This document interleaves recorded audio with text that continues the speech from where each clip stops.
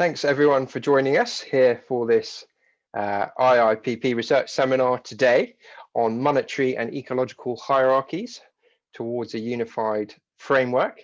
I'm delighted. My name's Josh Ryan Collins and I'm head of macroeconomics and finance here at the Institute for Innovation and Public Purpose at UCL. And I'm delighted to be joined today by Romain Svartzman, who is a research economist at the Banque de France, the French central bank, where he works on the integration of nature-related and climate-related financial risks into monetary policy and financial supervision, and on the macroeconomic implications of ecological transition. He was previously an environmental risk management officer for the International Finance Corporation at the World, which is part of the World Bank Group, and was also an investor in green technologies for a French venture capital firm. He's speaking in a personal capacity, not on behalf of the Banque de France. He completed what he's going to talk about today comes out of his PhD work in ecological macroeconomics at McGill University in Canada. He's also got a master's degree in finance and the economics and law of climate change. So welcome, Romain, great to have you with us. I've also got with me as a discussant, Carolina Alves, who is Joan Robinson Research Fellow at Girton College at the University of Cambridge. She specializes in international macro finance, the political economy of money and finance, and issues of decolonization in economics. And she's the co-founder of the initiative Diversifying and Decolonizing Economics and co-editor of the Developing Economics blog. She also sits on the Rebuilding Macroeconomics Advisory Board and is a Progressive Economy Forum Council member, as am I, and is also on the board of Positive Money. So I'm doing a lot of good extracurricular work there. Carolina, well done. So I will kick off, let Romain kick off without further ado. We have 38 people at the moment participating. If you have questions whilst Romain is speaking, you can put them in the chat, in the Q&A rather, and I will look at them whilst he's talking. I will try and hold most of the questions until he's finished. But if there's a point of particular clarification, I may ask him to stop and just clarify that, but that will be at my discretion. So thanks everyone very much for joining, and I will hand over to Romain to begin. Thanks, Romain. Thank you, Josh. So while I upload, I will start sharing my screen. And should be done in a few. Okay, I guess let me know if you cannot see it, but I guess you will see it in a few seconds. So thank you very much for Thank you very much for the invitation. I'm very grateful for the opportunity to present this work. And thank you in particular to you, Josh, for chairing the session, and to Carolina for accepting to be my discussant today. So the title of my presentation is Monetary and Ecological Hierarchies Towards a Unified Framework. And the presentation is mostly based on, or even I would say completely based on the paper I co-authored with Jeff Althaus from University Paris-Sorbonne Nord. And as you mentioned, Josh, but I will emphasize this point, please note that I'm speaking in a personal capacity and as a former PhD student at McGill University, and basically this, I'm not speaking in my current professional capacity, just to make this clear. So just to give you a sense of what I want to discuss in the next 40 minutes or so, basically I will start with a summary, some sort of blunt summary of the paper, why and how we think that we should connect ecological and monetary hierarchies, and why that leaves us somewhere, I say somewhere uncomfortable, basically with difficult questions, but I think that needs to be better addressed by these communities working on ecological and monetary hierarchies in isolation of each other. I will then proceed to a more descriptive part of the paper with some background on the ecological crisis we're starting to go through before presenting the two main parts of the paper, that of monetary hierarchies and why it is a problem for the financing of a green development path in the periphery, and then talking about ecological hierarchies as this idea of perhaps some sort of elephant in the room and how it connects to monetary hierarchy. Up to there, it will be mostly a theoretical paper, and then what we did with my co-author Jeff was to test a little bit of it with the relationship that we can observe between US and China, this the so-called chimerical relationship, and how this leaves us with some sort of political ecology of global imbalances. And I will conclude very briefly with some bleak, but I'll try to be a bit more optimistic than usual, prospect when it comes to what does that mean for the prospect of an ecological and balanced international monetary and financial system, or IMFS. I'm 99% sure I won't have time to get into the seventh point, which was basically a few thoughts I had when reading recently reading a paper by Carolina Alves and Jan Toporowski. But in case I have time, I will get into that, and otherwise, well, we'll have Carolina's discussion in any case, so we can see if it aligns or not. So starting with a summary of the paper, so the reference of the paper with Jeff is greening the international monetary system, not without addressing the political ecology of global imbalances. And it was published 2 months ago, about 2 months ago, in the Review of International Political Economy.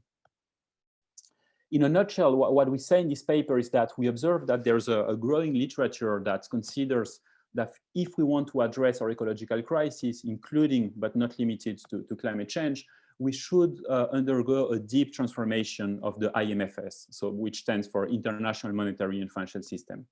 And the main reason for that is that the current monetary hierarchies created by the current system would not enable developing economies to attract the long-term investment they needed, and especially green investment they need.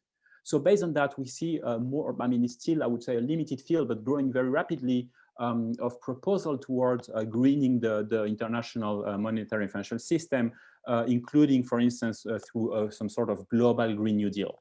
And the way this could be done, it could go from some sort of like big reset of the whole system, or more practical operational measures, including issuing green special drawing rights, issuing debt for nature swaps, and so on.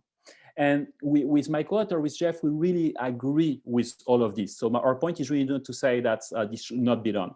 But, and that's a big, however, we consider that these proposals have not, have somehow ignored the question of ecological hierarchies, which is basically the fact that peripheral countries tend to specialize in the extraction of cheap resources, in the extraction of polluting activities, not just because the system has some sort of flaw, but really because this has enabled historically the lifestyle we have in the core, and some patterns of capital accumulation in the core of the world system. So that's more, I would say, a bold claim, but also one that should be at least addressed by this proposal aimed at greening the international system.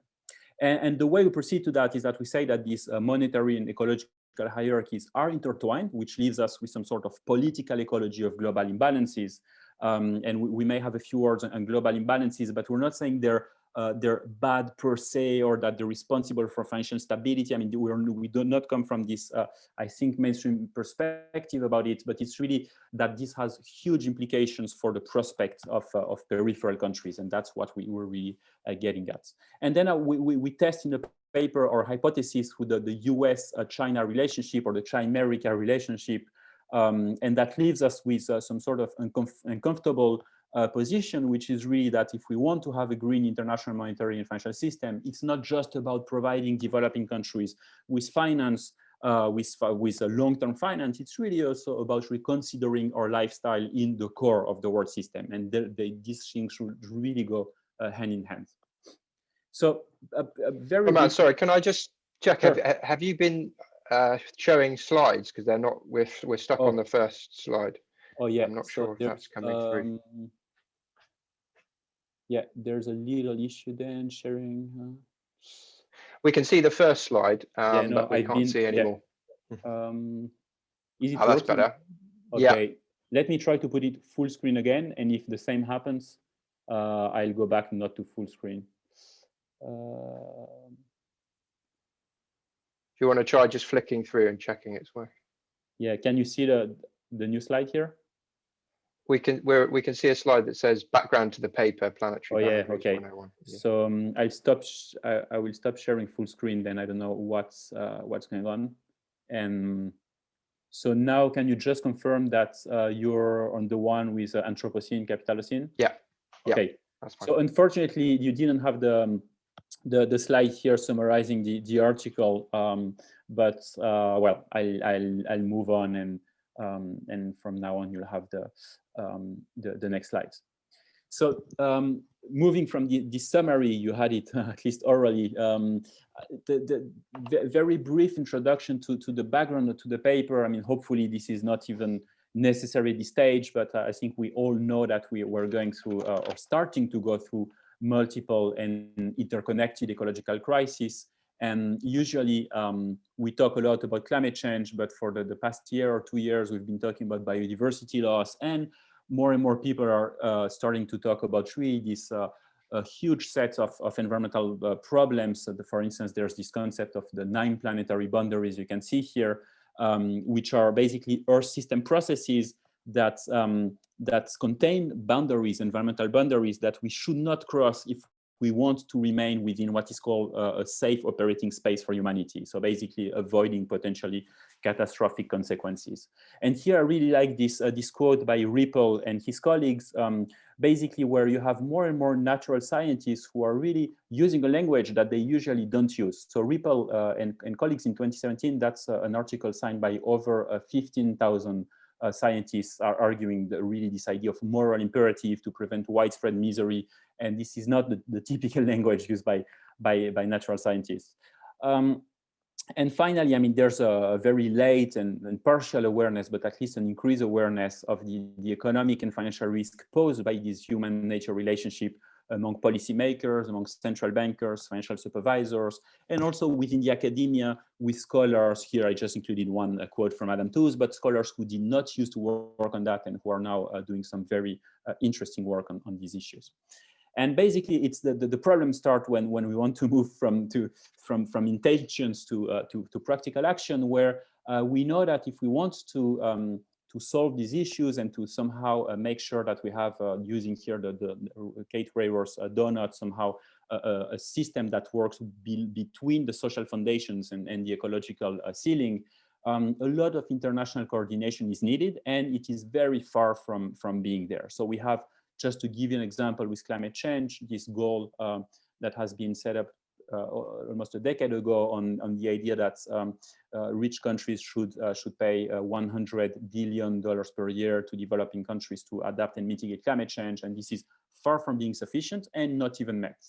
And more broadly, what we see is that within the policy-making area and the mainstream area, sometimes in economics, the global financial architecture goes completely unquestioned. So the topics such as financialization, the structure of international capital flows are not really discussed. So there's this idea that we may need really to move beyond what Daniela Gabor calls the Wall Street consensus. So basically this idea of organizing development interventions around a partnership with global finance without questioning really the structure of global finance.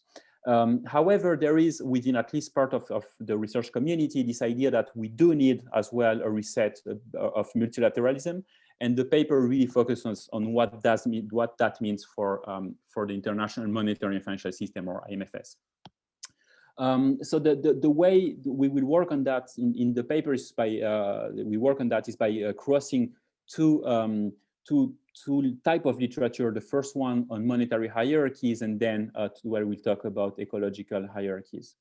So when it comes to monetary hierarchies, and I will be talking a lot about core and periphery, not meaning that I fully agree with world system theory as some sort of a unique framework, but really as a relevant framework, but that requires a lot of contextualization. And here there's a little reference to an excellent paper by Van Graven, which she has published a few months ago on that.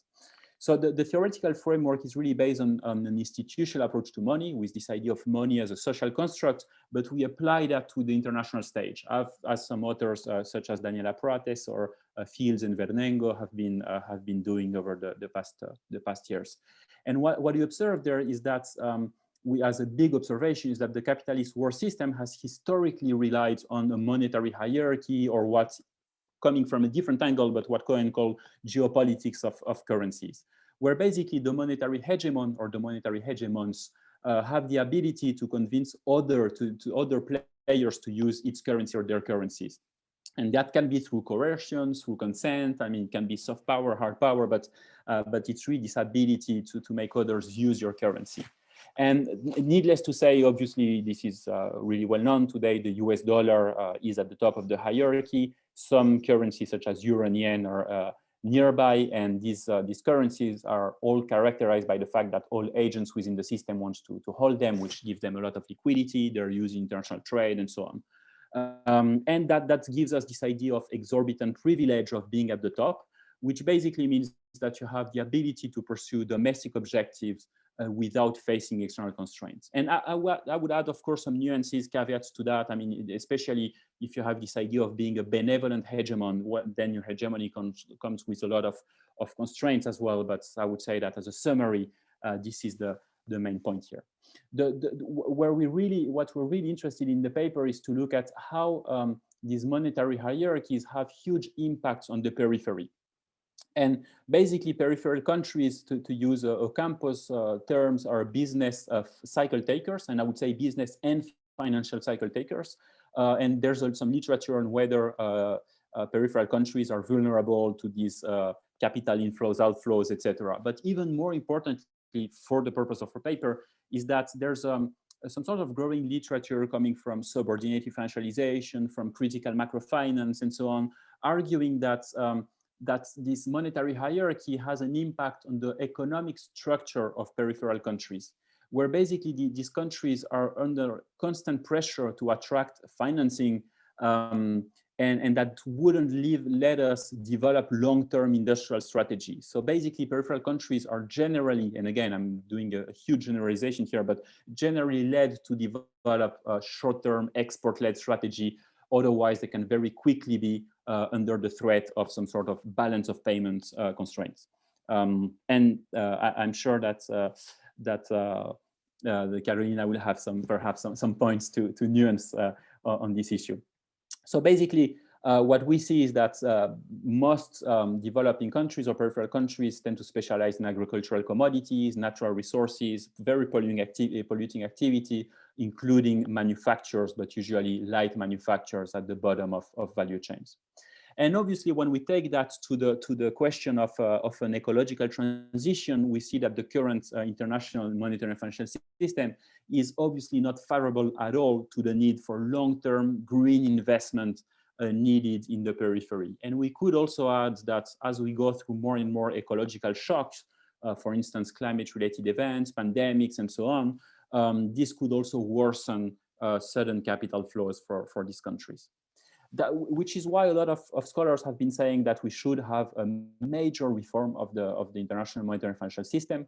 One typical example of that is UNCTAD's proposal for a global Green New Deal, which could, and I quote, reverse the polarization of income across countries, create a stable financial system that serves the productive economy, and undertake massive investments in clean energy, transportation, and food systems. So when reading that, obviously, I mean, this seems to be really a win-win-win, and we see no reason of not moving there. And in practical terms, what it means is that ideally, I would say there's really this idea of reviving and updating somehow Keynes' project of international clearing union with a global unit of account for trade purposes, and even most importantly, a symmetric distribution of charges between creditors and debtors, so that global imbalances can be corrected on a dynamic basis.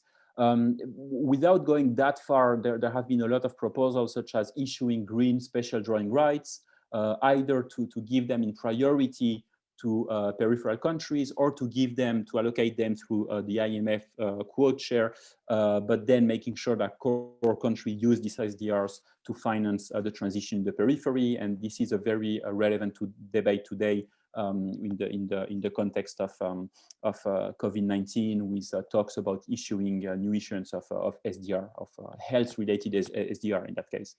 There are also proposals to develop more and more central bank swap lines so that to face ecological crisis. Talks about debt for nature swaps, and more broadly this idea that there should be a multilateral support to capital controls, and perhaps even to raise some sort of global revenues, for instance, by through the taxation of multinational firms.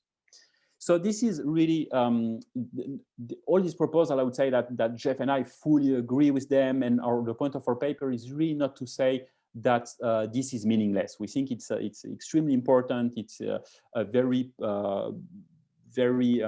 welcome development of institutions, scholars who did not used to work on ecological issues and who are now doing so. However, we see that there is this question of ecological hierarchies. And before I get into them, into what that means, I just wanted to show this graph, and I'm sure that it is familiar to some of you, but I think it's very relevant.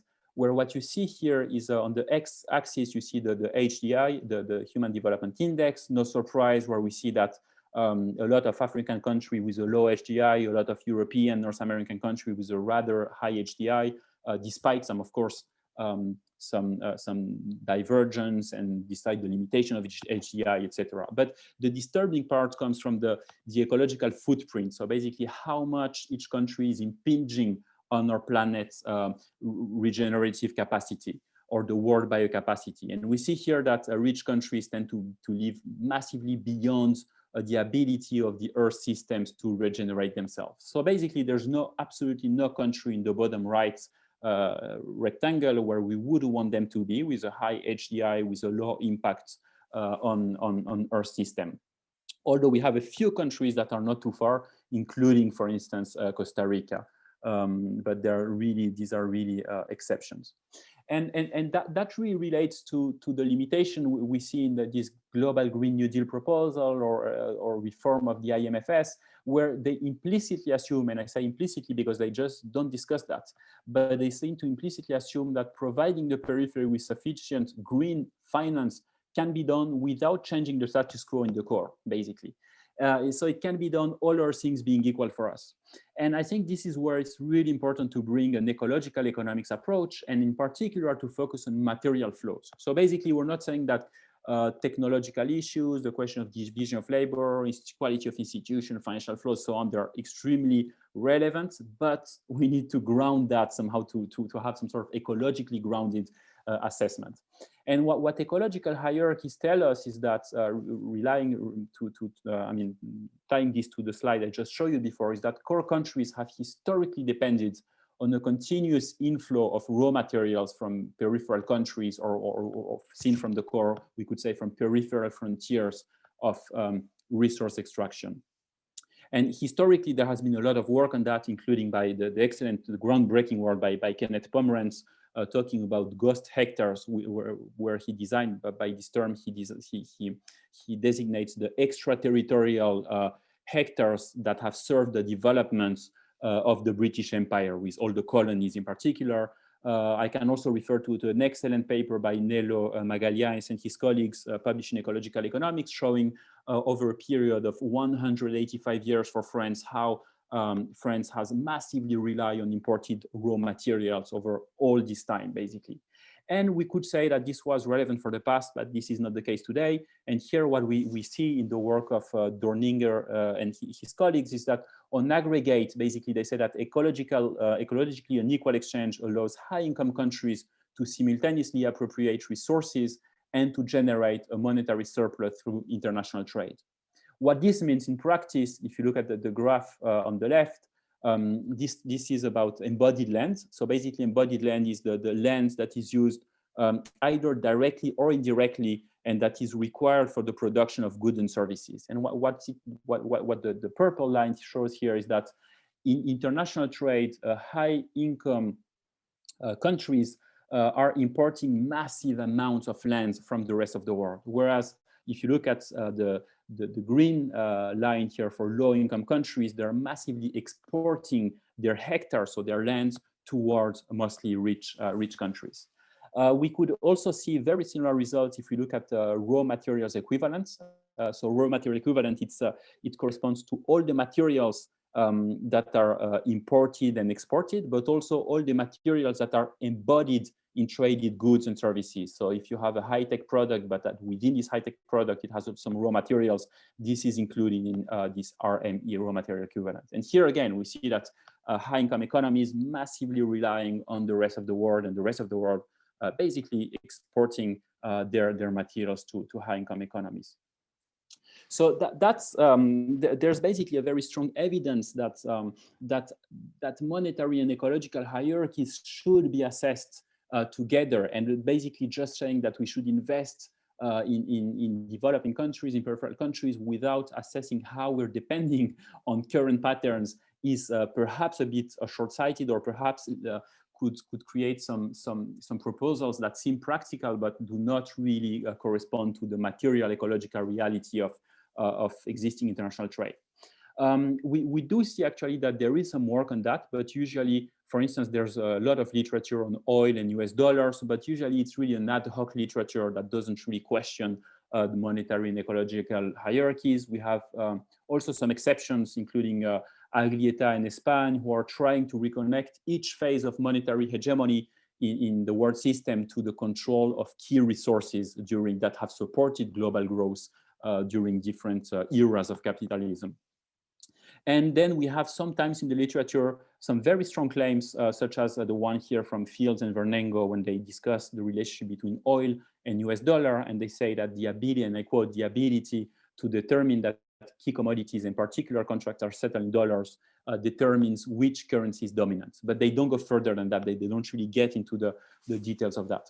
So basically, our point is really that monetary and ecological hierarchies seem to be interlocked, self-reinforcing, and that the global Green New Deal or reform of the international monetary and financial system cannot just sweep these issues under the carpet, and it should not avoid the question of ecological hierarchies, and in particular, this question of the key currency, key resource nexus. So basically, for instance, the question between US dollar and oil, which leads us to try to implement or to test a little bit our theoretical framework. This is the first attempt, so it's the first attempt to test it, but of course we would like to test it through many other ways. And the way we did it is that we took the most obvious relation we would want to see, which leads us to say that the main resource, key currency nexus is not actually the US dollar and oil one, but it is a more indirect one that has to do between US dollar and Chinese coal, basically. And we use the concept of chimerica here, which you have probably heard of. Perhaps I should just mention that basically it described this concept, the symbiotic relationship between the US and Chinese economies. But it has been created, the concept, by Schularic and Ferguson, which is not, I mean, they use it in a way that we don't fully agree with. So here we use it mostly following Jean-Michel Valentin, who is a French geopolitician who has a slightly different take on what chimerica is about. And of course, the typical story of chimerica, we all know it, is this idea that there has been an increasing outsourcing and offshoring to China, pushed by low labor costs, which has led to a US trade deficit with China, as you can see on the graph on the left. And also a very important part of it, which is that the profits made in China have been recycled massively into US dollar denominated assets. What we wanted to add to the story is that all of this has been powered in vast majority by coal, which is paradoxically I mean, we have been talking about climate, about GHG emission for all these decades, but the primary source of energy that has grown the most between 1990 and 2015, for instance, was coal, so which is the dirtiest, the most polluting one. And what we see is that coal has been fundamental to the development and to the Chinese miracle, and that it has been very planned with massive investment coming from both Chinese and foreign sources. And today, coal is used not only for residential purposes, as is usually that's what we hear about, but really massively for industrial purposes. So really to support the patterns of industrial development we have in China. As you can see the graph here on the right, where the blue line is really the growth of coal, which is by far the primary energy source in China. And together, US and China, through this chimerical relationship, contributes to more than 40% of global CO2 emissions.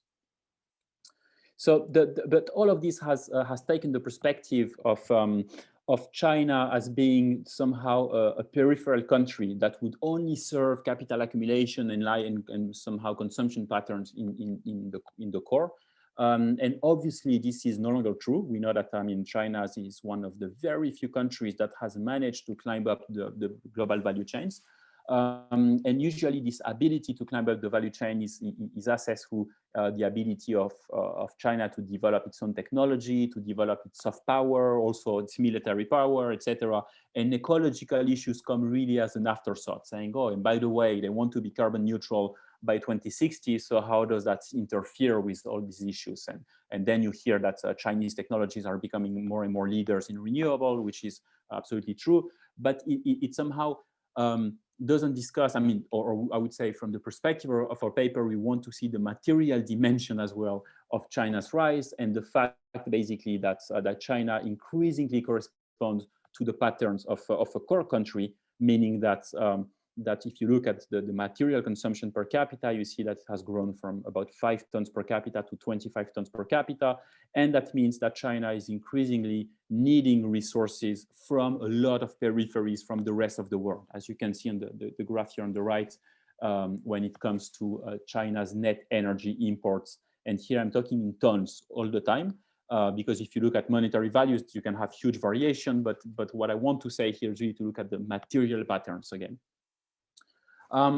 So if we go back to our paper, the main question for us is really about whether China will be able to reshape existing monetary and ecological hierarchies in a way that supports its own regime of accumulation, as Western hegemons have done in the past. And then also to ask where does that leave us? And what is the trend that we're seeing?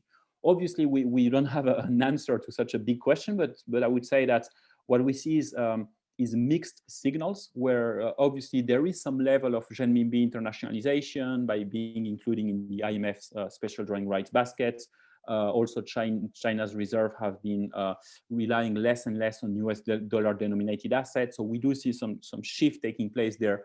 But if we go back to the material analysis, there are some issues such as the launch of an oil future contracts in renminbi 3 years ago. And many commentators have said maybe this is the first step toward a new resource currency link toward petro yuans. I think it's a bit exaggerated in the sense that many oil exporters continue to privilege US markets. Most of international transactions in raw materials continue to be priced in dollars. And even many Chinese loans, including through the Belt and Road Initiative, are still in US dollars. So we don't see a clear trend here towards a new sort of link between the renminbi and some sort of new resources. And even if we think about the ecological transition, we tend to see about the transition as being less reliant on material, but actually we need a amazing amounts of raw materials to produce wind farms, to produce solar panels, and so on. And what we see here is that many critical raw materials continue to be priced in US dollars. And also some sort of paradoxical situation for Chinese economy. And I would show a slide on that very briefly after that. But we see that China seems to be at the crossroad where it still supplies the vast majority of these raw materials needed for the energy transition mainly. And at the same time, it is also increasingly processing these materials, so climbing the value chain, and also increasingly importing critical materials from other countries and then processing them. That's the case with coltan from the DRC, for instance, which is massively being exported to China. So what we could say here is that it is still too early to see clear signals of a new currency resource nexus, but we can wonder, especially as trade surpluses, Chinese trade surpluses are being lower and lower, we could wonder whether the external constraint, basically this sort of like shortage of dollar, could still apply to China, whether it could face this kind of issue if it doesn't manage to internationalize its currency. Again, from the material perspective, because, and Carolina's work is extremely insightful for that, there are obviously financial gross capital flows that are not captured by this kind of like current account kind of perspective. And this is just to reflect what I've been saying before, where we can see that when it comes to rare earths, which is a group basically of materials that are not so rare in many cases, but that's the name they have, that are massively being used for high-tech products, for the ecology, for green product as well. And you can see that China is still massively producing them, although other countries are also increasingly getting into the game, but many of them exporting to China. So just a few concluding words, as I guess that I'm probably getting close to my 40 minutes. Where does that leave us? And here I would say that there is what I call some sort of like sober but pessimistic view, which is that Chinese growing material needs are already contributing to massive environmental change worldwide. And this is despite the fact that China has very ambitious plans to decarbonize its economy, to have this idea of an ecological civilization. What we can see, if you look at Belt and Road Initiative, it is financing a lot of renewable energy projects all over the world, in all the countries where the Belt and Road Initiative is present, but it is also still financing a lot of coal power plants and involving a lot of projects that are involved in the destruction of biodiversity. For instance, a lot of projects related to a tropical rainforest in DRC, just to mention one example. And even more broadly, we see that just the lifestyle or the current consumption patterns of China are leading to a lot of, for instance, intensification of single crop farming models. For instance, with soybeans in Argentina, increasingly dependent on exports to China, among others, of course. But these are patterns that we can see that are completely at odds with an ecological transition. And then we also see more and more conflicts related to access to critical raw materials, especially when you have projects where you have indigenous peoples who depend on their ecosystem for their living. And perhaps in the future, and this is reflecting Jean-Michel Valentin's point, we could have more conflicts between mainly US and China for the access to some of these raw materials. So what that means, obviously, it's not that this is China's fault, but really that it shows in a very clear way the inability to replicate Western lifestyle and this ability to just export, to import a lot of resources and to export a lot of pollution. And we see this clear inability to replicate that to the rest of the world. So that's where I say it's a pessimistic view, in the sense that it raises very difficult questions. And clearly, I mean, Jeff and I don't have the answer to that, or at least I don't. So I'm not saying that, like how this should be done, how we should do it, but more than future proposals for global Green New Deal should not just sweep these issues under the carpet. And this is really, I think, one of the core messages.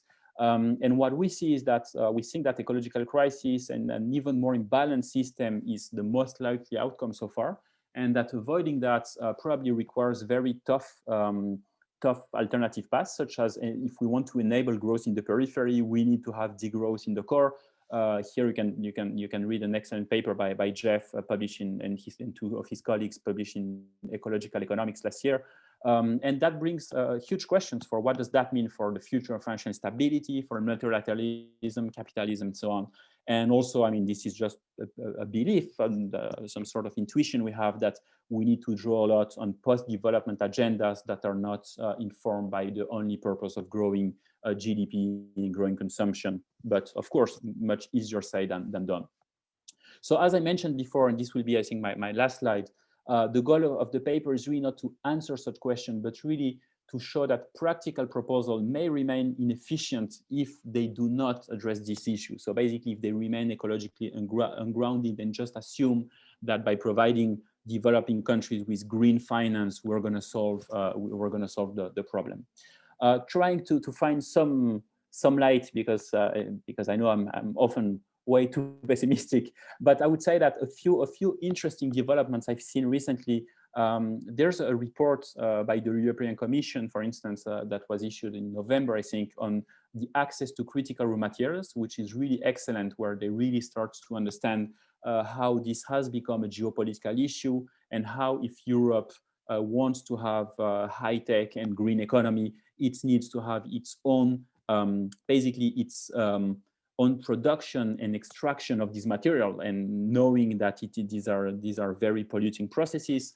The report has the question of how we can recycle them as much as possible, which brings us to the next question, which is really another report by the European Environmental Agency that was published a few weeks ago, that acknowledges that maybe there are strong ecological limits to growth, and that the idea of decoupling growth from pollutions is not very realistic. We have also in the academic community a few transition scenarios that include the idea of degrowth or post-growth, and how do we integrate topics such as sobriety and classification of human needs.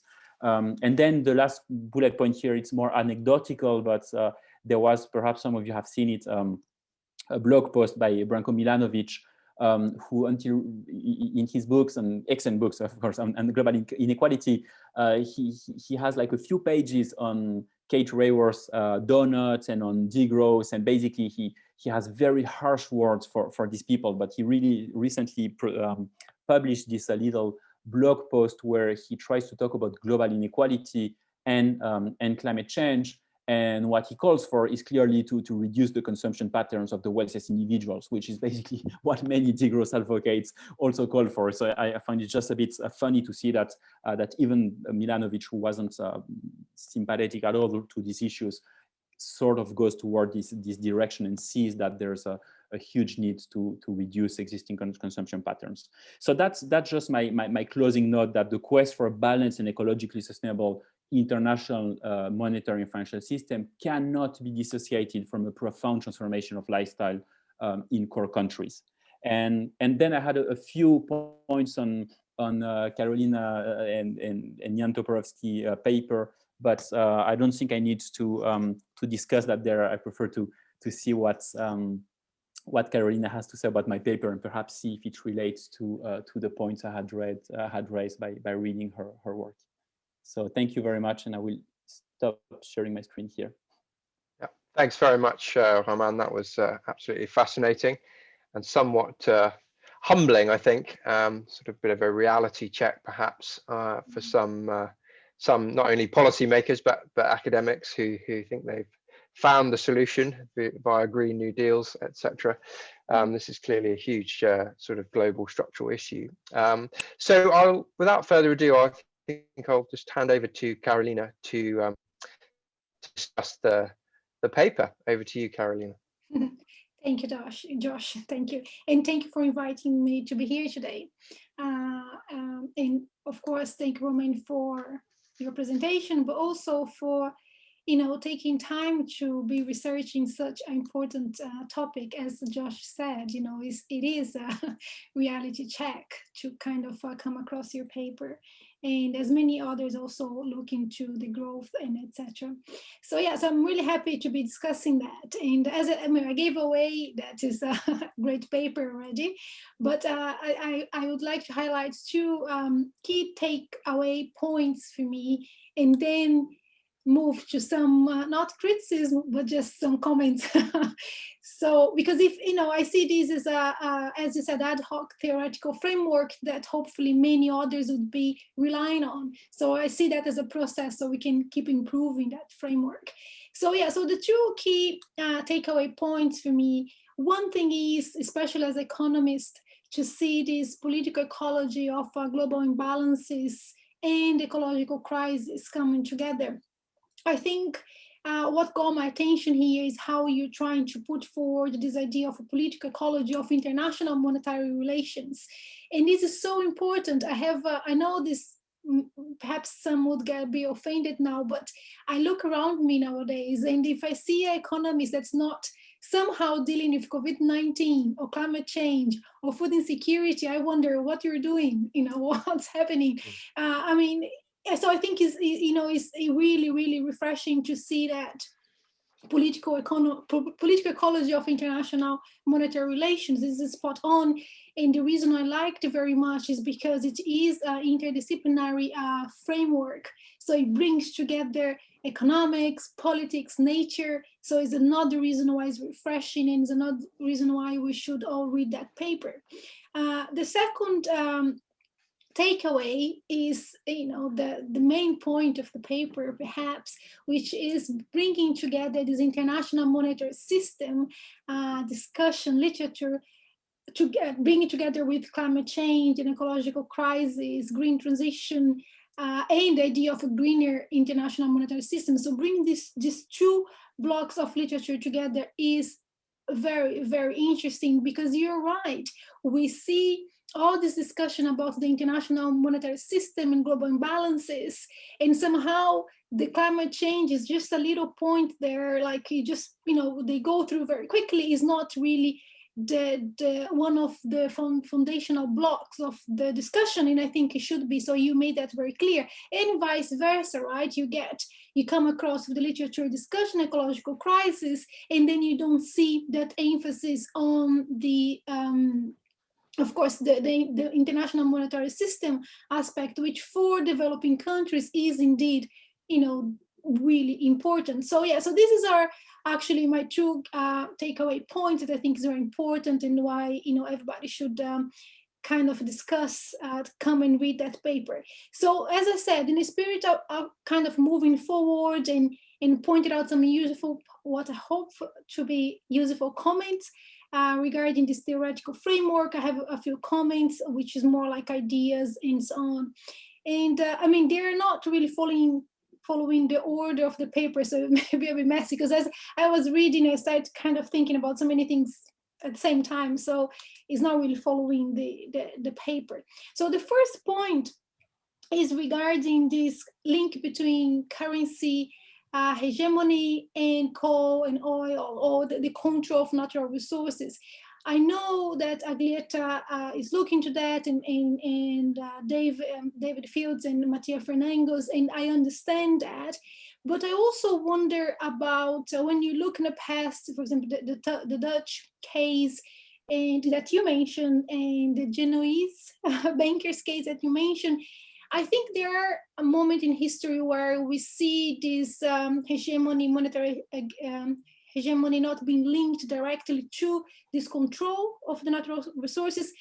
So I'm just wondering, looking forward, if that is a good generalization for us to rely on in that framework. Although, as I said, I do agree. And when you think about the US oil and the UK coal, yes, it makes all sense. And by coincidence, actually, this over the weekend, I was reading Marshall's paper from 1920, which is Industry and Trade. And it's basically a paper trying to, guarantee the England superiority when it comes to industrial, the industrial role in the world at the time.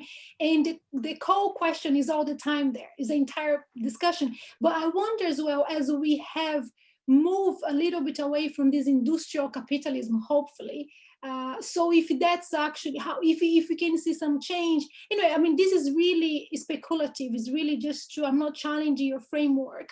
I just wonder how we could make this generalization stronger, perhaps, when moving into this framework. The second point is, the second point is about. I would like you to spell out a little bit more about the difference between your framework and the framework that we see, for example, in Aglietta and others that are somehow also putting forward ecological and sustainable idea of international monetary system. Because I see, that's my reading, but I see in that literature that there is a concern with the currency hierarchy. That is also your concern. So I wonder if the difference is because when they're looking to this currency hierarchy, they are not really explaining that currency hierarchy exists and it remains because of the ecological hierarchy. And if that is the main difference, if I got it, that's the main difference, So can you just talk a little bit more about the implications in terms of the limits that their reforms would then have? A little bit, I mean, I think you mentioned that a little bit in the paper, but I would like to hear a little bit more about that. So what's the limitation of this ecological, sustainable international monetary system in a way we see in Girton and others? And why they're missing, the point when not bringing the ecological discussion in. And also, I think I kind of add an extra question here, which this perhaps will challenge you a little bit more, which is regarding, I mean, I think your framework is superior in that sense because it's bringing the ecological hierarchy together. So if I have, if I'm a policymaker that comes to, towards you now, and I said, okay, this is the framework I want to put forward.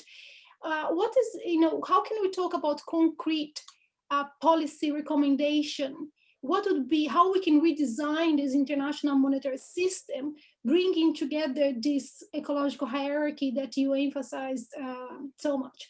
So again, this is a little bit of a speculation, but I think is a good exercise.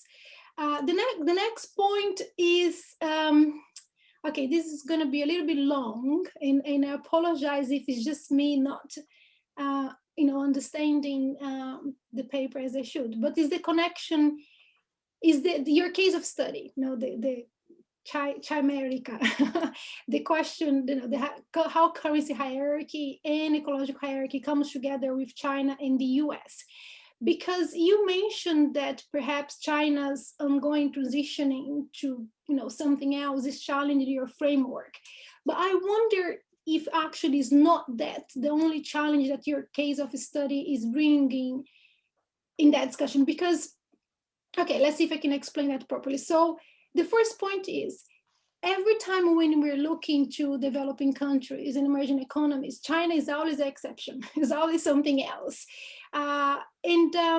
So for me, this framework, and I think perhaps that's the next step, I would like to see this framework being applied to cases or developing countries that are not the exception. I have a feeling that, if you want to generalize this framework, perhaps you need to have case of studies that are not China, because China is always the exception in all these. And I think even within developing countries, you get countries such as, Venezuela, for example, it has an oil problem, and have countries such as Brazil that are, commodity exporters as well, but more like the soya and etc. So I think even within developing countries, and of course, this is not in the scope of your paper, you're just setting up the framework. But I wonder if, how actually strong using China, because it's always an exception, how strong it is to kind of put this framework forward. Because I also keep thinking, which other country or developing country that you can think about it that could have such a special relationship with dollar in a way that China has, which is a key of your analysis. So for me, this is just only China, really. So I think this is something for us to think about it. And it's still on the China discussion.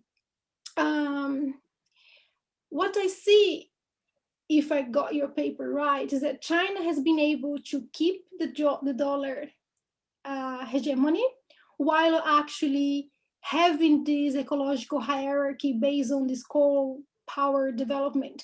So in a way, it's the opposite of your framework, right? Even if you mention this hybrid aspect, which is, when you use the word hybrid, I'm thinking that you bring in China and US like a one thing, right? So that's why it's possible to have this kind of detachment in your framework. But I think if it is, again, it's not really a challenge, but it can perhaps be seen as a contradiction because China is actually not following what your framework is saying, which is to have the ecological hierarchy and the monetary hierarchy, although we don't know where they're heading, but that's a different discussion. So yeah, so I think the case of study of China, for me, it brought more puzzles than helped me to kind of really, rely on that framework. So, okay, I have 2 more points, and then I think I'm gonna just go to the other one that's also about China and the RMB regarding the currency hierarchy that we can expect from China. I know, of course, and you're mentioning here some literature that are arguing that the RMB may be this, the next strong currency. But I also think I'm not sure about that. There's a strong literature that still see this possibility of RMB becoming the next world money. Very unlikely, either because it's not really a fully convertible currency. It needs more independent legal system. I mean, there are now political economists. One of them actually, I think she is watching us, which is Karina Patricio, who is working a lot for the legal aspect, the legal system, the legal aspect of this international financial system. And so I wonder about some kind of nuances that may really challenge the idea of the RMB being the next world currency, which then also poses challenge to your framework. And also there are very interesting literature now discussing the possibility of a multi-bipolar currency world. So I think my point here, I mean, is all open, right? If you're going to have a multi-bipolar currency world, of RMB would be the next world money, I think is a very disputed field. But again, in order for that framework to be stronger, perhaps either we present this argument to be more honest about this dispute, not only assume that it can be a possibility. And my last point, which is a little bit longer than the previous one, but I'm gonna go very quickly, because I think is another very interesting aspect of your paper, which is this, what I see as a very radical aspect, which is by the end of the day, if perhaps the capitalist system doesn't really allow us to to have a green world. So I want to discuss this point a little bit more, because I want to do that, bringing to that discussion a Brazilian economist, Celso Furtado, who wrote a book in 1973 that called The Myth of Development. And what Celso Furtado is arguing in that book is very in line with what you're arguing. He's very pessimistic, by the way, so don't feel bad. He was being pessimistic in 1973, so here we are. But he's very concerned. I think again, if I could highlight two takeaways from his book. One is actually this consumerism, obviously, and the idea of how is it impossible to reproduce the habits of consumption we see in developed economies for the entire world, let alone for developing countries.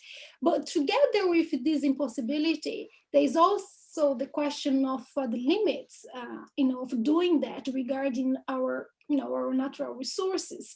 And he also kind of very pessimistic about the possibility of development for the periphery, because he's saying the periphery, because of the industrialization in the way it takes place, because of the consumption in the way it takes place, the path of economic growth and economic development implies to rely more on extract natural resources from developing countries. Exactly what you're saying. So he's saying we can't, this is the international division of labor. That's where developing countries are. So the more we grow them, and he's very pessimistic that technological progress, you'll be able to revert that.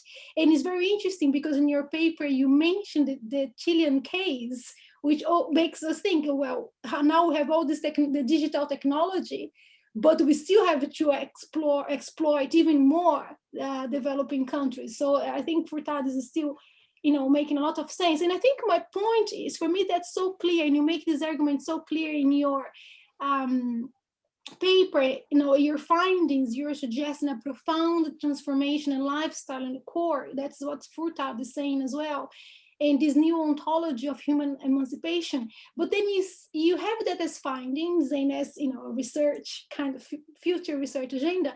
But I wonder if that potentially radical implications for capitalism itself is not the core of your framework, is what actually, if you're going to adopt that framework, by default, you're adopting that potentially radical implication of capitalism. It's not just a venue for future research. It's more about how actually it's possible to have a greener international monetary system. Maybe in your framework, bringing the ecological hierarchy in, perhaps the finding of this potentially radical implications that we can't really have an international monetary system that is green. So that's again, it's a speculation, yeah, but it's a very interesting aspect of your paper as well, and it did remind me of Celso Furtado's book. So I know you mentioned a lot about the financial cross-capital flows. I'm not going to go there.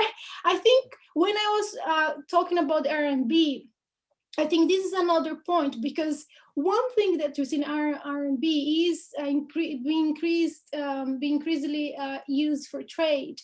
But if you look into finance, and what Jan Poros like to say, the financing more finance, and this question of the assets denominated in dollar, that's a different story altogether. That's much more, I think, is the nuance you're mentioning before.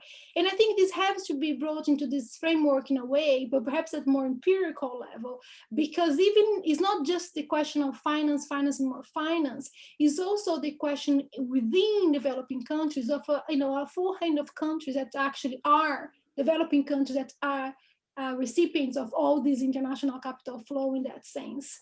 So yeah, so that's are my points. It's a great paper.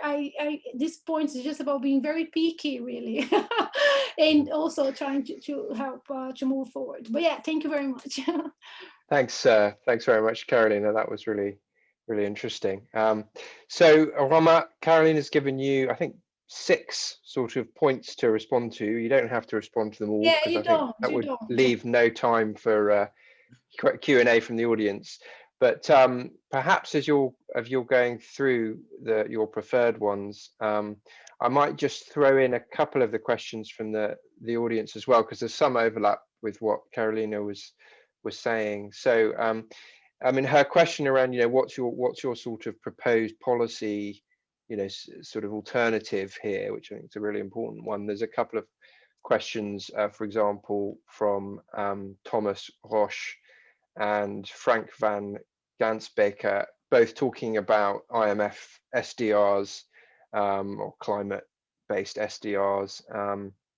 Perhaps you could just weave that into your response on the policy point, and then just on the broader kind of radical, what's the framework here? What should be the framework for your paper, given the radical kind of consequences? There's a comment from Brian Kim, sort of saying, referring to Frederick Soddy's work on the sort of debt-based money really sustainable, and is the only way you can make a debt-based monetary system work is by essentially having fossil fuel extraction, that in a sense fractional reserve banking and debt-based money went together, and now we've lost one. Do we need to rethink the actual monetary system, the debt-based monetary system itself?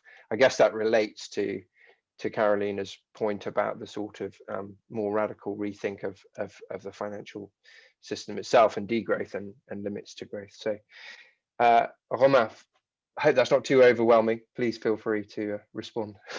I'll try. So thanks a lot. Many thanks, Carolina, for your kind words about the paper, first of all, and also for all your comments. There are a lot. They're very interesting. I think I won't be able to answer them all, but I'll try perhaps to pick, and I see some connections between some of them, and I'll try while responding to address the questions also raised by Josh right now. So looking at the currency resource nexus, is it basically a good generalization? Is it useful for the future, basically, of the ecological transition? I agree, and that's actually something where I think I don't fully agree with the literature arguing that this is really what we should be looking at, basically which commodities traded in which currency, and basically that's why I use this indirect currency resource nexus, which is through you don't see like the coal being sold. Basically, it's used in Chinese production, and then you have a pattern that is enabled by the use of coal as a primary source of energy. So I think that this is where it comes from, this idea of saying that we should be looking at the energy source or the energy sources supporting the whole system.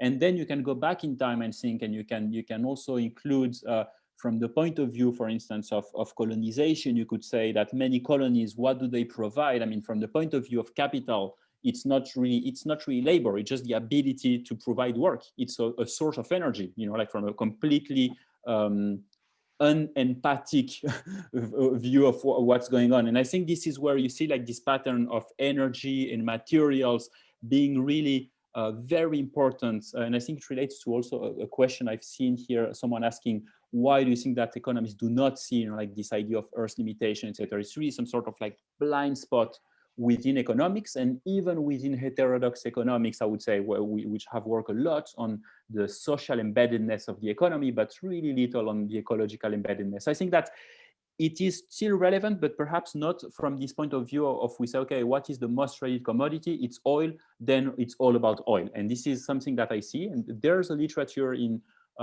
environmental history, a little bit of energy history of people that are precisely criticizing this perspective, saying, be careful, you're focusing too much on oil and you forget a bunch of resources, material that are also contributing to that. So that would be my take on that.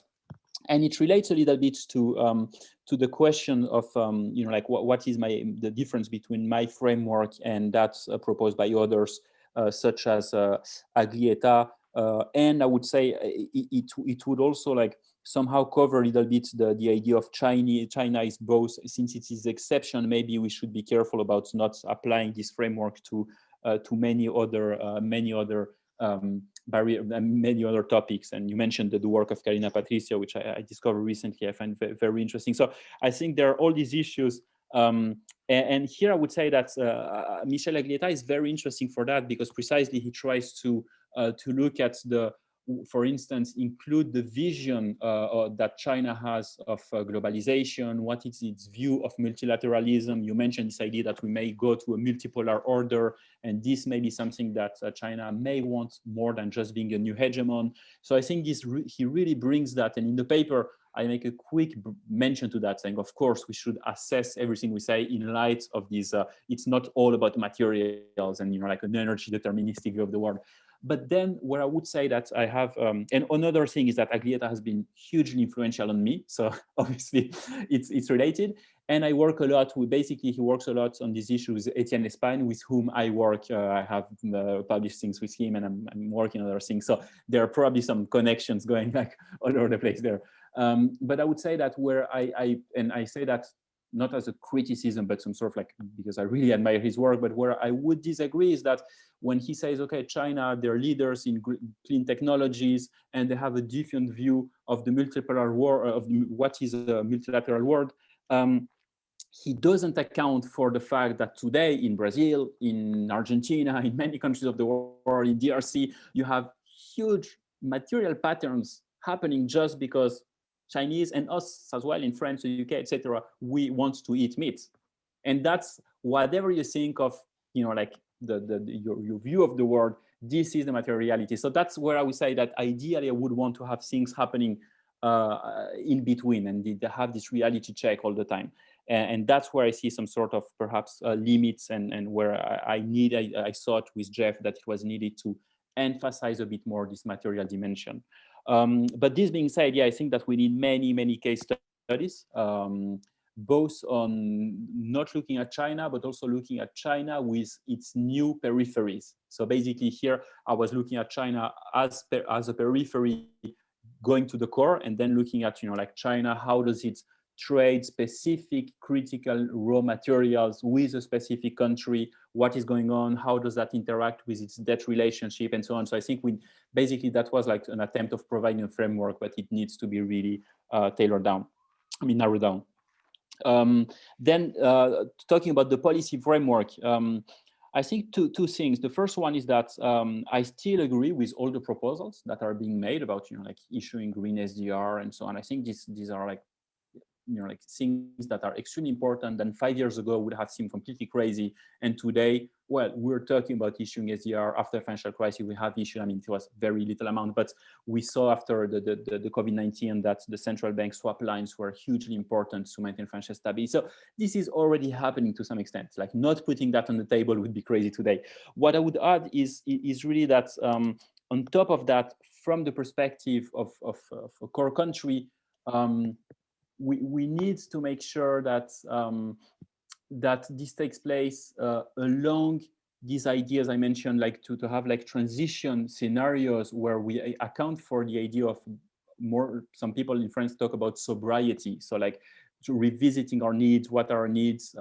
Could we have the same pleasure or still a right to travel while depending much less on plane, etc. And these are all issues that are very important and that touch very rapidly about how much free time should we have shorter weeks, and so on. So these are the issues I'm talking about. It's really not about saying that the SDR proposal doesn't make sense, but more to say that let's be careful, because if we propose it without seeing how this interacts with our lifestyle, we may be missing something. So it's more some sort of, but in terms of policy framework, in the implementable policy framework, this is, I still support these ideas. Then moving to something and some sort of like ideal world, you talk about Celso Furtado. I don't know why, actually. I mean, I really admire his work, and he's surely been influential as well on my work. But I would say that when we do that, of course, we escape the realm of the policy framework. I mean, we get into more radical proposals that are less compatible with proposing policies within the existing framework. Personally, I have never worked on questions such as limits to capitalism and so on, mostly because I don't feel equipped to work on that, not because I don't think these are not important questions, but really my work has taken me towards other direction.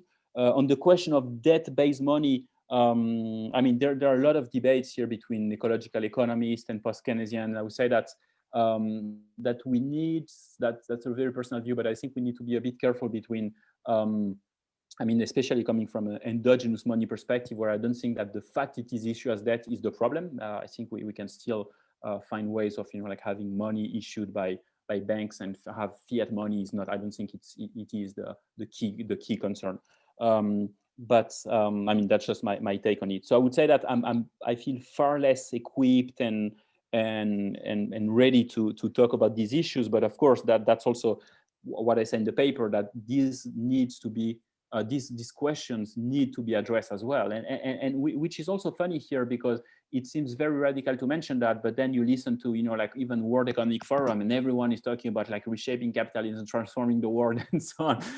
And then it's just like another way of saying, okay, we need to do that, we agree, but perhaps with different priorities. So I think that these are questions that should be put on the table.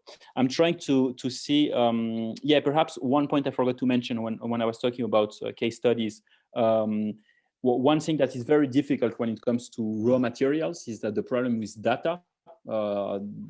It's hard to find good data about how much rare earth is really mined and exchanged, and you quickly run into you have like US geological surveys and Chinese as well geological studies, but it's, I mean, from what I understand, we should be very careful with the data, but just a more methodological point to mention. But this being said, I think this is where the way forward, and I have a few ideas of projects on that. And I think I'll stop here so that I'm not too long. Great, thanks, Romain. We haven't had too many more questions. I might ask you, see if David Bent is still here. Let's. I'm just going to try.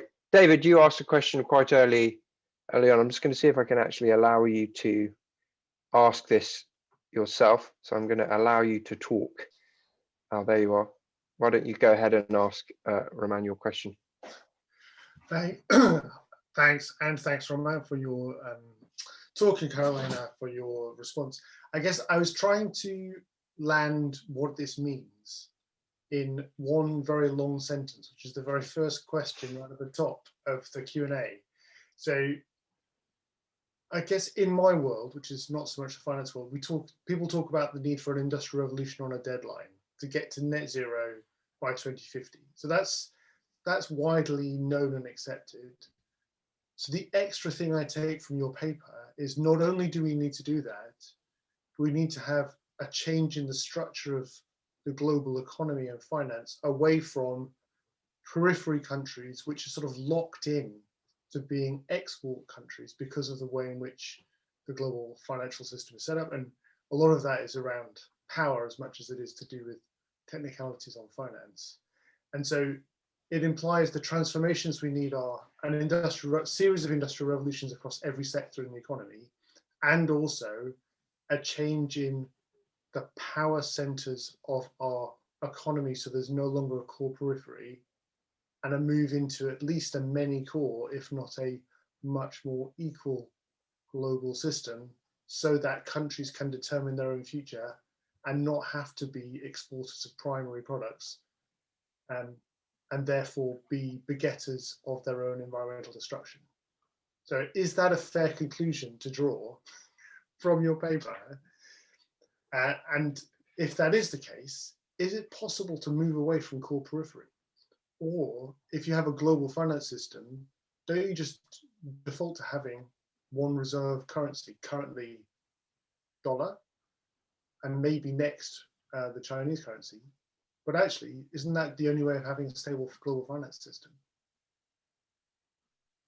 Thanks, David. So, Romain, would you like to have a try at that one? And Carolina can come in afterwards, perhaps, if you have some thoughts. Thanks. Thank you, David, for the question.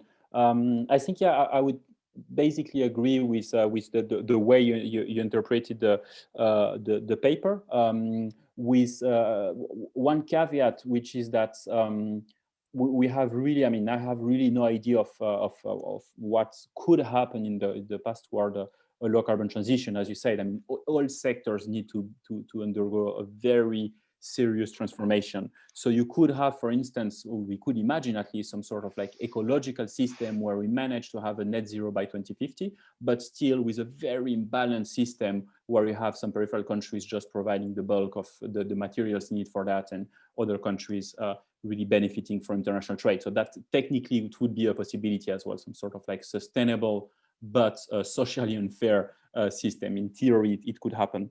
And then I would say that we're assuming that that technology will not do all the jobs, basically, or that even if it does all the job, that it could still create, you could have like net zero in terms of CO2 emission, but a bunch of other pressure on biodiversity and so on. That's why I say that beyond this sectoral transformation, I think we also need to have some sort of like what I call about sobriety, or this idea of also reducing our footprint in absolute term as well when it comes to what are our needs and so on. I think this should be part of the picture. Now, to respond very briefly about, is it possible to move away from core periphery? I think it relates to Carolina's last point, basically, like, isn't that some sort of like just plug into the system, and if you want to escape that, you need to question the system itself, and you ask a big question. I think this is true. Then we could also say that without going that far, you could also tame the system. This is things that we have done. We had, not saying that it was a perfect system at Bretton Woods, but you had a system that provided, I would say, more room for capital controls. This idea that during a few decades, this understanding that capital controls were very important. So this is still things that you could promote without asking for a perfect system, but at least try to make it less unsustainable, less imbalanced. I think these are possibilities, and it also depends on this idea of like, who is the hegemon, what does the hegemon want? Carolina mentioned that as well. Does China really want hegemony, or do they want a more like multipolar type of world? And I think this relates to all these questions. So I'll let Carolina perhaps say a few words about that. Yeah, no. Go ahead. Sorry. Go ahead. Yeah, on the core in periphery point, there are many limitations within this framework, and is a framework with different takes as well. I think for me, one reason why I liked Romain's paper a lot is because when you bring the discussion to the ecological hierarchy, and that's my point as well regarding it becomes radical, is like you have to question our idea of development, industrialization, and a constant need to innovation to enhance labor productivity, and how that, at least historically, has been proved not be able to happen without relying on the extraction of natural resources in a predatory fashion, that these natural resources very often they are in the periphery, in the global south. So historically, that's what has happened. Is that structural to capitalism? That's how it has to be looking forward? That's of course a different question. So for me, because of that, the framework of core and periphery that Romain is relying on, it really takes us to the question that is that the way we want to keep organizing society. And that's why the discussion of culture, which is something that Furtado is also, mind you, Furtado is writing that book after having spent a decade in CEPAL, ECLAC, actually buying to the idea that it's possible to develop. So the guy is really, he got to the point like, okay, that's not going to happen. And one reason he's also looking at is something that Romain's touch upon, is the consumption habits, the lifestyle, and how people are willing to change that. So, and I think this is the question that now for economists and for economics, we can't deny it anymore. That sustainable discussions, the green path has to come together, a challenge on how we consume within capitalism. I'm not totally a fan of Branko's discussion, and he was in a Twitch storm just 2 days ago, so, regarding what you just said. But I think consumption is key here, how we would be willing to change consumption habits within capitalism to then be able to change the system. For example, one thing that Furtado said in that book is like, why we have to rely on the constant need of new products, because that means actually there's a calculation of waste, how much natural resource that you use. Like, so stop with new products. Let's just get what products that we're familiar with and make them available to everybody. And just by coincidence, last week I read a paper on a post-Keynesian framework arguing that actually what we need is constant new product to avoid unemployment. So there are some, for me, there are moments you're going to really face some contradiction in what we want from the system. So I really think we need a more radical change. And that's not about changing capitalism. It's a little bit what Romain was saying, the lifestyle. What do we want? How we're willing to open, especially the middle class, upper middle class. What can we change here? Or in Brazilians, can you stop eating meat? I doubt, Great, thanks, Carolina. Okay, I think we've got time for one last question, and I'd like to ask Karina Patricia, who we already mentioned, to ask that question. So, Karina, you should be able to talk now. Go ahead. Yes, thank you, Josh, and thank you, Romain and Carolina, for your interesting presentation and comments. And so something that I wondered when I read this paper, when it was published, and it's something that I ask myself in my own research, is based on your knowledge of central banks, do you think central banks at the core of capitalism can participate in funding green innovation at the periphery, which would change the raw material commodity production potentially? And would this change the monetary ecological hierarchy? Because I hear a lot about, people talking about monetary financing of the Green New Deal. For example, the ECB, there was a conference recently on that. But do central banks have a mandate to tackle climate change globally? And would this change the hierarchy somehow? Have a first go at that, Romain? Yeah, sure. Speaking in a personal capacity. Yeah, in a personal capacity. I knew a question central bank would come. I was surprised it didn't.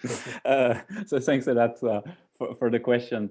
I mean, it's not to avoid to dodge the question because I work for a central bank, but I really believe that they have things they can do. I mentioned the idea of, for instance, like the question of like swap lines between central banks that are fundamental in times, for instance, such as the COVID crisis. We saw how important the action of the Fed was. So there are definitely things they can do. Now, when it comes to this idea of it's like this idea that, okay, central banks, they should like decarbonize their collateral, and then their purchases of assets, and then they should do that and that better. I'm not saying, and I mean, I've talked a lot about that with Josh. Actually, we're working a little bit on that, but we're working on that. But it's more for me. It's really about how does that within which institutional framework does that fit? And it's really, I mean, you could change all the collateral. This is not the question. It's not about the relative price of assets and so on. Or you could say, okay, we're going to do monetary financing, but for what? And I think you need to have like the historical institutional dimension that goes with it. And the conference you mentioned, I suspect, is the one where there was a very interesting debate with Daniela Gabor. And I think it's really this idea of saying, okay, what is the institutional framework between central banks, fiscal authorities, public development banks, etc., that makes sense for what we want? I think that's the way I would frame it. I really don't think that central banks should somehow save the game, because it's really, we're kind of like, by doing that, we're kind of like postponing or pushing even further this exclusive reliance on central banks. And that doesn't mean they shouldn't do anything. It's really about this idea of saying, what is the institutional framework we're talking about? So within this framework, I believe that there's much central banks can do. This is part of my job, seeing what they could do, whether the approach they take so far is the right one, could they change it? But really, at some point, you need to have like all these changes lifestyle we're discussing. And I mean, no central bank is going to tell you how much meat you're going to use, how much planes you're going to take, and this is way beyond their reach. So that would be my take. But it would have an impact on them, that's for sure. But it's not up to them to just create that. Carolina, did you want to comment on that question, or you? Yeah, I think we're running out of time. And I mean, I do think within the world we are right now, I do expect central banks, I know it's not part of their mandate, especially the ones at the core, but as long as they are concerned with financial stability and considering how interconnected the countries are, I think the way they look to the periphery has to be brought to the center of the table. And now then the discussion is, which is discussion we have in the UK regarding the pandemic right now, is where does the money come from, which is again the big deal. So I think that's the question we have to face, and there are different ways to approach that question, but I'd rather approach that question thinking internationally, thinking about how central banks now, they have to act internationalist way, not only in terms of how they're going to bail out banks when you have crises with the swap lines, for example, because of offshore borrowing of dollar. No, but more about the sustainable path. And that's what I would like to see. But obviously, I don't know if central bank mandates can cover this. And then again, is the question of how economists will be dealing with the idea of creation of money and debt, which makes economists to kind of panic and fight a lot. Okay, well, that's been fantastic. Thanks very much, Romain, for the presentation and the excellent paper, and for Carolina for your excellent discussion. Some very big issues raised today that will require a lot more research and thinking, and at some point some policy, hopefully, as well. And yeah, thanks also to all our participants and your great questions, and keep an eye out for the IIPP Research Seminar Series for future events. Thank you. Thank you, Beck. Thank you very much to both of you. Bye-bye. Bye. Thanks. Bye.